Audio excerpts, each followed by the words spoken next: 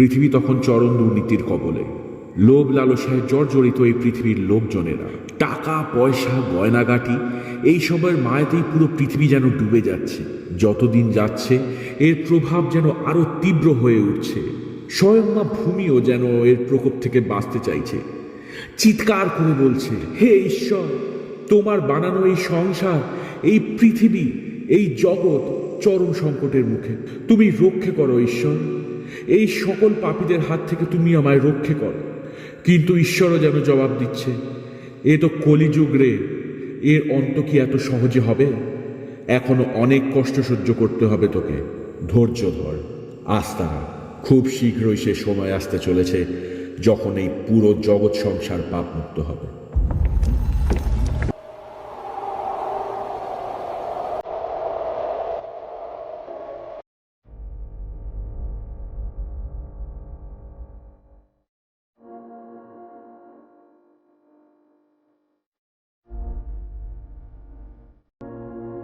কি হয়েছে মহারানী?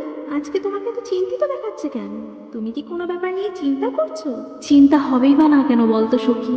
ঈশ্বরের তৈরি করা এই সুন্দর পৃথিবীটা দিন দিন যে রসাতলে যাচ্ছে।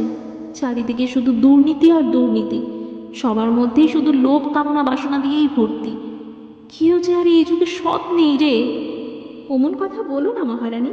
এখনো এই পৃথিবীতে কিছু কিছু ভালো মানুষও আছে, যার জন্য এই পৃথিবীটা অক্ষয় আছে, বুঝলে? আমি মানি না এই কথা। তোমার মানা না মানাতে কি হবে বলো? ঠিক আছে, তুই যখন এত করে বলছিস, তাহলে আমিও একটা পরীক্ষা করে দেখতে চাই। পরীক্ষা? কিসের পরীক্ষা?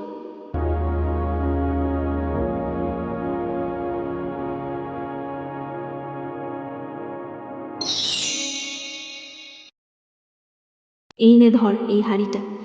এই হাঁড়িটাকে গিয়ে যে কোনো একটা সৎ মানুষের বাড়িতে রেখে আয় দেখি। আমিও দেখতে চাই হাতের সামনে এরকম একটা হাঁড়ি পেয়ে সে কতক্ষণ নিজেকে ঠিক রাখতে পারে। আমিও দেখতে চাই সে কতটা সৎ। ঠিক আছে মহারানী, তুমি যা চাইছো তাই হবে।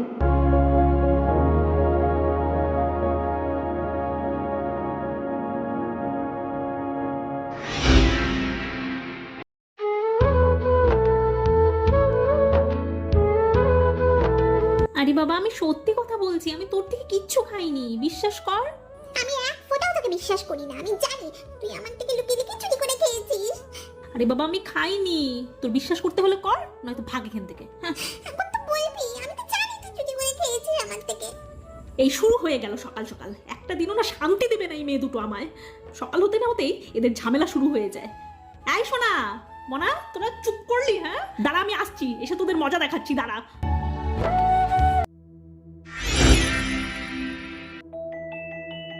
কতবারই তো ঘুরে নিলাম, কিন্তু একটাও তো সৎ মানুষ খুঁজে পেলাম না। তাহলে কি পৃথিবীতে আর একটাও সৎ মানুষ নেই? মহারানী কি তাহলে ঠিক কথাই বলেছে? আরে বাবা, আমি খাইনি তোর থেকে। আমি তোর থেকে কেন খেতে যাবো বলতো? মা তো আমাকেও তরমুজ দিয়েছে, আমি তোরটা কেন খেতে যাবো? হ্যাঁ, আমার থেকে কেন চুরি করে খেয়েছিস? আমার তরমুজ কোথায়? হ্যাঁ দে দে বলছি, আমার তরমুজ তুই আমার থেকে চুরি করে খেয়েছিস। এই কি হয়েছে রে তোদের? হ্যাঁ কি হয়েছে? আজ কি নিয়ে আবার শুরু করলি? মা দেখো না, তুমি যে তরমুজ খেতে দিয়েছো না, দিদি আমার থেকে কতগুলো চুরি করে খেয়ে নিয়েছে। মা সত্যি বলছি, মা কালীর দিব্যি খেয়ে বলছি। মা, আমি বোনের থেকে এক পিস তরমুজও নেইনি। হ্যাঁ, তাই অসভ্য মেয়ে, তুই মা কালীর নামে দিব্যি খাচ্ছিস? তোর লজ্জা করে না? মা যদি রেগে যায় না, প্রথমেই তোর জিভটাকে কেটে নেবে, বুঝলি? কেন মা, তুমি অমন কথা কেন বলছো? কেন বলছি? আমি কি আর জানি না কোনটা সত্যি কোনটা মিথ্যে? সোনা কখনোই মিথ্যা কথা বলে না। যত রাজ্যের মিথ্যা কথা না সব তুই বলিস। শোন মনা, মিথ্যা কথা বলতে নেই, বুঝলি তো? আর তোকে যতটুকুনি দিয়েছি না, সেটা নিয়ে সন্তুষ্ট থাকার চেষ্টা কর। এইসব অভ্যেস কিন্তু খুব খারাপ। কারোটা চুরি করে খাওয়া বা কারো জিনিস চুরি করে নিয়ে যাওয়া, জানিস কতটা খারাপ? এখনো সময় আছে, সৎ হবার চেষ্টা কর। আজকে তো তরমুজটা চুরি করে খেয়েছিস, এই অভ্যেস থেকে গেলে না, একদিন এর থেকে মূল্যবান জিনিস চুরি করাটা তোর স্বভাবে দাঁড়িয়ে যাবে। তুই বুঝতে পারলি আমি কি বলছি?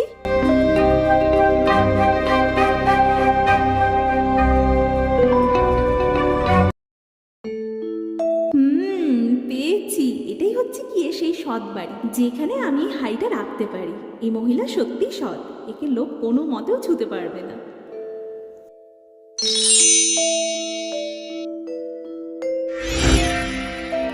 উফ, মেয়ে দুটো না কোন দিন আমি পাগলই করে দেবে। হ্যাঁ, ওটা কি?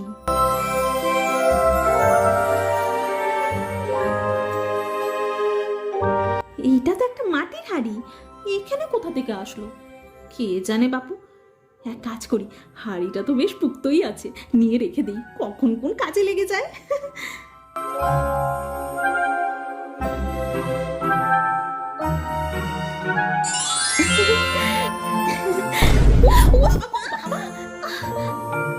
এই মেয়ে, একটু দেখে চলতে পারিস না? দেখছিস না আমার হাতে একটা মাটির হাড়ি আছে, নাকি সেটাও তোর চোখে পড়ছে না? তুমি হাতে করে হাড়ি আনছো নাকি ঘোড়ার ডিম আনছো সেটা আমি কি করে বুঝবো মা? সেটাই তো, সারাক্ষণ যদি তুমি মোবাইলের মধ্যে ঢুকে থাকো, এইদিকে ওইদিকে জিনিস দেখবে কি করে? হ্যাঁ, চত্ব সব। ওমা, এটা কিসের হাড়ি গো? কোথায় পেলে তুমি? আরে আর বলিস না, হঠাৎ করে দেখি উঠোনের এক পাশে এই হাড়িটা পড়ে আছে। কে রেখেছে তা আমি জানি না, কিন্তু দেখে না বেশ পুক্ত লাগলো জানিস তো, তাই তো নিয়ে চলে এলাম, কখন কোন কাজে লেগে যায়। বাবা মা, একটা খালি হাড়ি পেয়েছো তাতেই তুমি এত খুশি? তাহলে ভাবো তো, সোনা দানায় ভর্তি একটা হাড়ি পেলে তুমি কি করতে মা? তুমি তো মানে খুশির চোটে পাগলই হয়ে যেতে।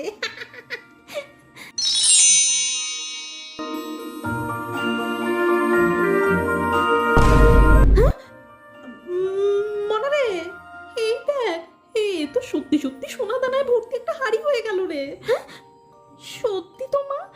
কি করে হলো? আমি তো জাস্ট মুখ দিয়ে বললাম আর তাতেই সত্যি হয়ে গেল। মনা রে, এইটা আবার কোনো ভূতুরে হাড়ি নয় তো? আমার কিন্তু খুব ভয় করছে।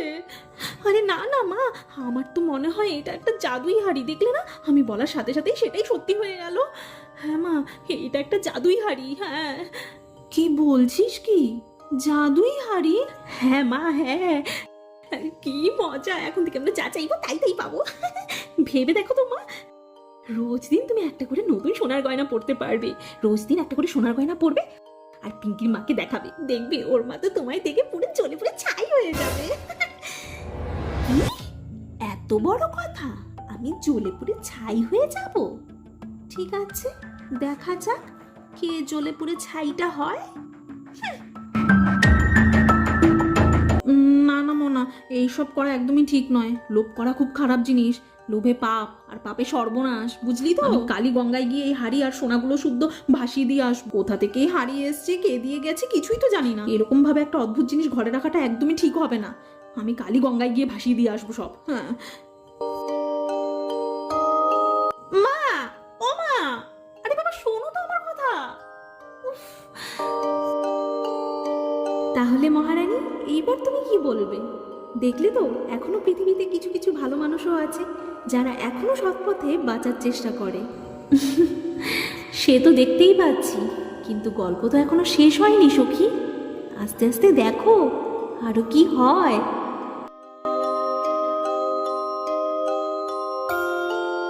মনাটার বড্ড বড় বড় কথা হয়েছে, বলে কিনা আমি জ্বলে পুড়ে ছাই হয়ে যাব। না, এত বড় অপমান তো আমি কোনো মতেও মেনে নেব না। ওই হাড়িটা আমার চাই চাই, ওই হাড়িটা একবার পেয়ে গেলে তখন আমাকে আর কে পায়?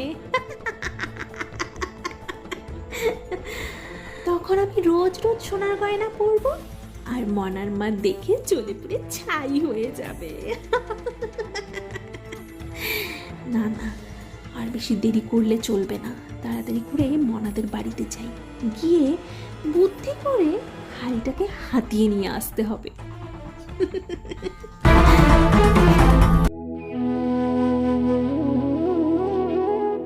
কি গো মনার মা, কি করছো? আরে পিঙ্কির মা যে, এসো এসো, আমি এমনি একটু বসে আছি, এসো তুমিও বসো। হ্যাঁ, আর কি, সারাদিন যা কাজের চাপ যায়, একটু যে এসে তোমার সাথে দুটো মনের কথা বলবো তারও আর জো নেই। যা বলেছো পিঙ্কির মা, আমারও তো এই একই অবস্থা, দুই মেয়েকে নিয়ে যে সারাটা দিন আমার যে কি যায় না তোমায় আর কি বলবো। এখন একটু শান্তিতেই আছি, ছোটটার দিদিমণি এসছে আর মনাও টিউশনে গেছে, তাই আর কি করব, বসে বসে একটু ফোন ঘাটছি। তা ভালোই করেছো, ভালোই করেছো। মনার মা, এক গ্লাস জল পাওয়া যাবে? তেষ্টা পেয়েছে গো। আরে হ্যাঁ হ্যাঁ, তুমি বসো না, আমি এক্ষুনি নিয়ে আসছি।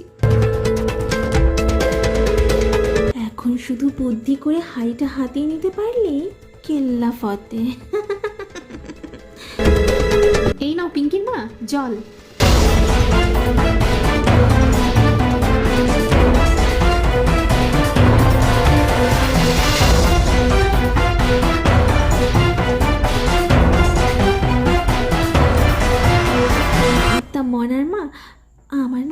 সাথে কিছু কথা ছিল জানো তো।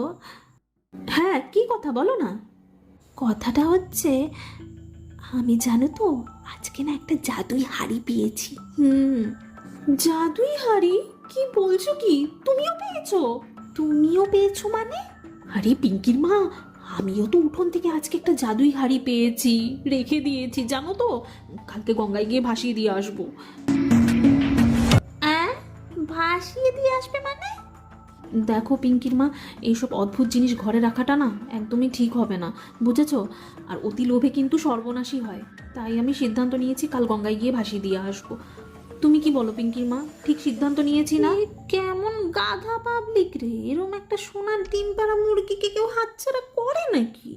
কি জানি বাপু, সততার প্রমাণ দিতে হবে না। যাকে যা বলার বলুক, আমার তো এখন শুধু একটাই কাজ, হাঁড়িটা হাতানোর। একবার আমি হাঁড়িটা নিয়ে চলে যাই, তারপর আর কে কি করতে পারবে? কারোর কিছুই করার থাকবে না। কি গো পিঙ্কির মা, কি হলো?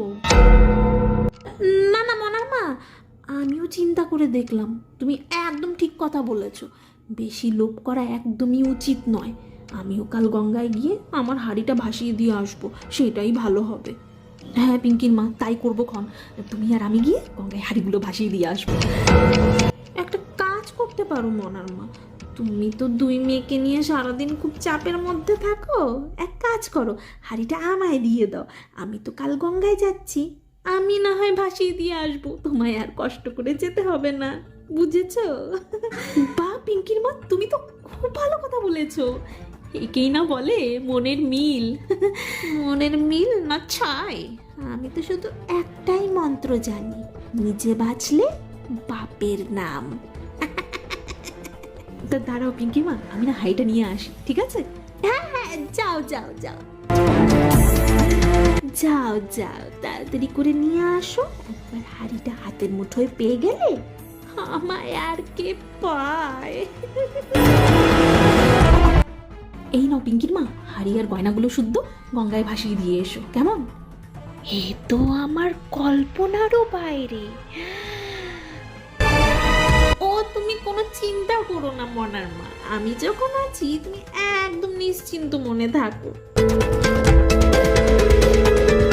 বাবা গো বাবা, এত সোনা, এত সোনা তো আমি আমার বাপের জন্মেও চোখে দেখিনি।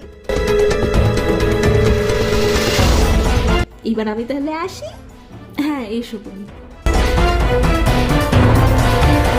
এক কাজ করি, রাস্তা দিয়ে যাব, এতগুলো সোনা একসঙ্গে লোকেরা দেখলে কৌতূহল বশত জিজ্ঞেস করতে পারে, তার থেকে ওড়না দিয়ে ঢেকে নিয়ে যাই।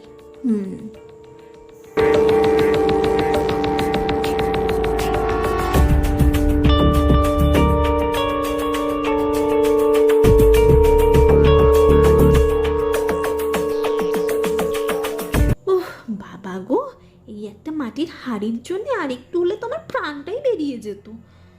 যাই হোক, শেষ মেশ যে হাঁড়িটা আমার হাতে এসে পৌঁছে গেছে, এই তো অনেক। এইবার এই হাঁড়ি দিয়ে আমি আমার মনের সব আশা পূরণ করব।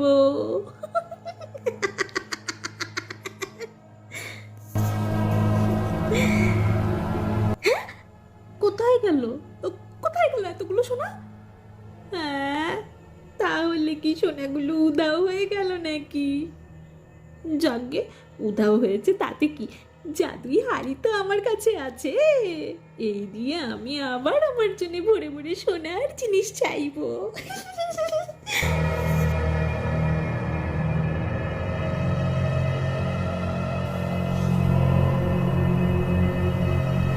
ও মামা, এটা কি নিয়ে এসছো রো?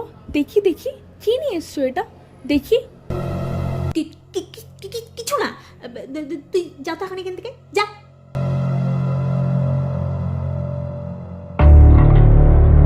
আচ্ছা, মা দরজাটা আটকে দিল কেন? মা এমন কি নিয়ে এসছে? লুকিয়ে লুকিয়ে দেখি তো।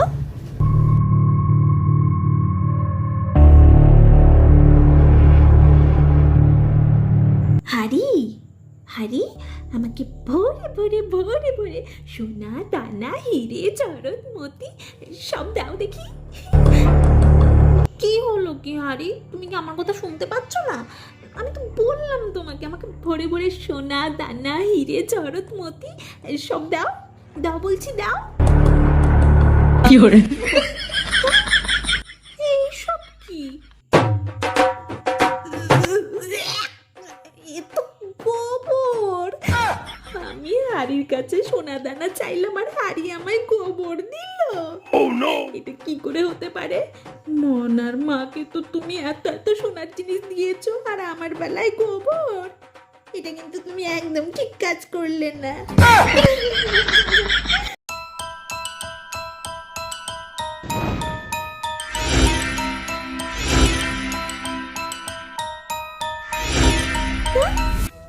কোথায় গেল হাড়িটা? হ্যাঁ, কোথায় চলে গেল হাড়ি? ওটা চিরতরের জন্য চলে গেছে। তুমি আবার কে? কোথা থেকে আসলে? হ্যাঁ, আমি আমি পরিদের রানী। ওই হাড়িটা আমারই পাঠানো, তোমাদের মতন লোভী ব্যক্তিদের যাচাই করার জন্য। আমার সখীর কথা মতন সত্যিই পৃথিবীতে এখনো কিছু কিছু ভালো মানুষ আছে বটে, কিন্তু তোমাদের মতন লোভী মানুষরা সেই ভালো মানুষগুলোর সুযোগ নিয়ে এই পৃথিবীতে আরও পাপকে ছড়িয়ে যাচ্ছ। তাই ওই হাড়ি থাকার থেকে না থাকাই ভালো, কারণ তোমাদের মতন লোভীদের কাছে ওই হাড়ি থাকলে পরে এই পৃথিবীতে যতটুকুনিও সততা বেঁচে আছে সেটাও নষ্ট হয়ে যাবে।